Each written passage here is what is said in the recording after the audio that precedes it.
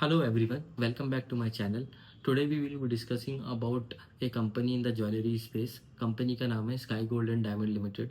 हम इस वीडियो में देखेंगे कंपनी का बिजनेस मॉडल कैसा है, कंपनी काम कैसे करती है बेसिकली, एंड उसके बाद हम देखेंगे कंपनी का Q3 FY25 का रिजल्ट कैसे रहा, कंपनी ने कैसा परफॉर्म किया रिसेंट क्वार्टर के रिजल्ट्स में, एंड हम देखेंगे उसके बाद कि कंपनी का जो कौन कौन मैनेजमेंट है उन्होंने कौन कॉल में क्या बोला, उनको डिमांड सिनेरियो कैसा लगता है इस इंडस्ट्री के अंदर, B2B मैन्युफैक्चरिंग के अंदर, and basis that demand outlook, what is the guidance that they have given for the future, what do they see going down the line 1 year 3 years down the line, where they see the company in terms of revenue as well.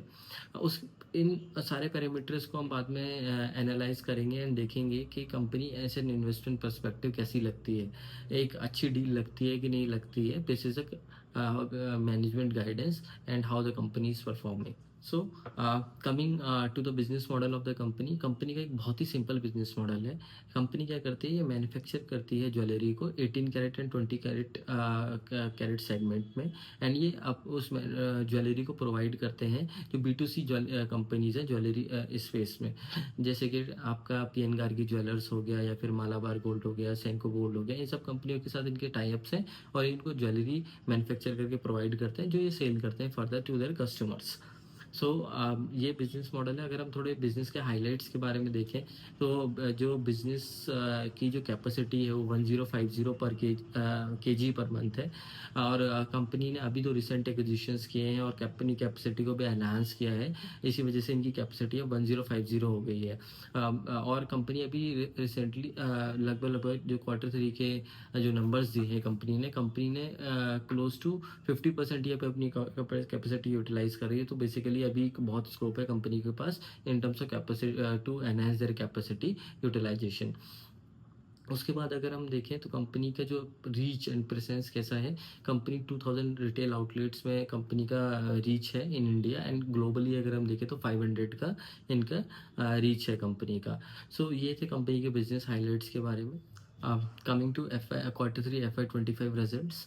Company के बहुत ही अच्छे results आए Q3 FY25 के. अगर हम देखें कि Q3 FY24 के कंपैरिजन में इन Q3 FY25 में कंपनी के रेवेन्यू 116% से इंक्रीज होकर आए. अगर हम देखें तो 998 करोड़ के रेवेन्यू कंपनी ने किए Q3 FY25 में.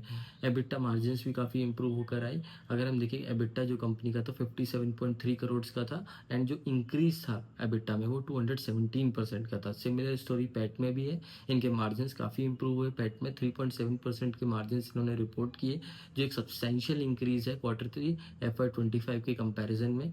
और कंपनी का अगर हम देखें तो पैट जो निकल के आया वो 36.5 करोड़ आया, जो अगर Q3 FY24 के कंपैरिजन में अगर हम देखें तो 300% से भी ज़्यादा का इंक्रीज है. तो इट ओवरऑल शोज दैट कि कंपनी के रिजल्ट्स कितने अच्छे हैं Q3 FY25 के. कंपनी को ऑपरेटिंग लिवरेज भी मिलता हुआ दिखाई दिया, जो ऑपरेशनल एफिशिएंसीज जो कंपनी बात कर रही है, कंपनी के एक और इकोनॉमीज ऑफ स्केल जो कंपनी के ऑपरेशंस में आता जा रहा है.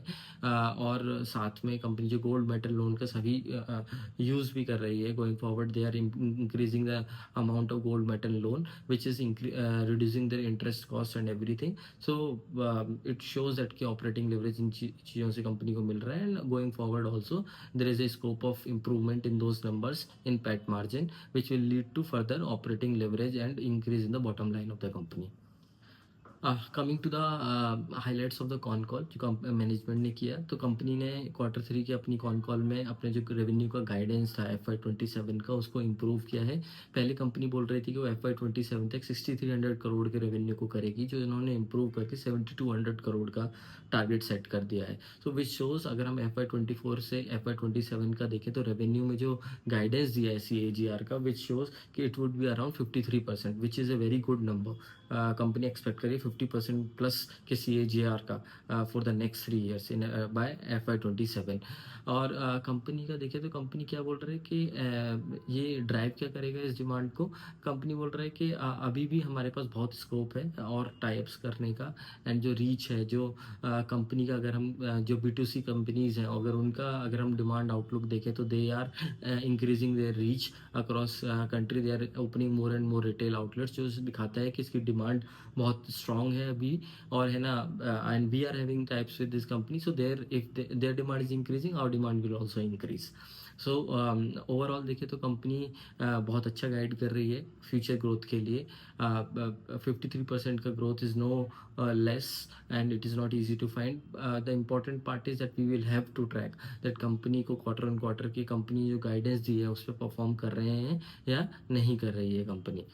वन मोर थिंग, कंपनी अगर हम पैट के उस पर देखें तो 3.5 to 4% के मार्जिन को लिए गाइड कर रही है, विच शोज़ कि अगर इनका रेवेन्यू गाइडेंस का जो उन्होंने दिया है अगर वैसा ही रहता है तो पैट गाइडेंस भी अराउंड ज़्यादा ही रहेगा रेवेन्यू गाइडेंस से। सो ओवरऑल इन्वेस्टमेंट परस्पेक्टिव से देखें तो कंपनी एक अच्छी डील लगती है। कंपनी का पी जो है 45 का है, एंड ओवरऑल मार्केट कैप जो है 5000 करोड़ का है। कंपनी न्यू टाइप्स कर रही है, नए नए कंपनीज को ऑनबोर्ड कर रही है, अपनी प्रेजेंस को इंक्रीज़ कर रही है, एंड कंपनी का फ्यूचर में जो एक्सपोर्ट का भी देखें तो जहाँ पे ज़्यादा मार्जिन से ले सकते हैं वहाँ पे भी इम्प्रूव करने के पर्सपेक्टिव्स हैं फ्यूचर में। सो ओवरऑल कंपनी का देखें तो जो पी मल्टीपल है उसके कंपैरिजन में जो कंपनी का ग्रोथ है, ये एक है ना इन्वेस्टेबल डील लगती है जिसमें हमें इन्वेस्ट किया जा सकता है। But it everything with every investment it is that we will have to track that company अपनी जो गाइडेंस दे रही है उस पर परफॉर्म कर पा रही है नहीं कर पा रही है, and are there any new headwinds that are coming into the industry जो जो फ्यूचर गाइडेंस है उसको हैम्पर कर सकते हैं।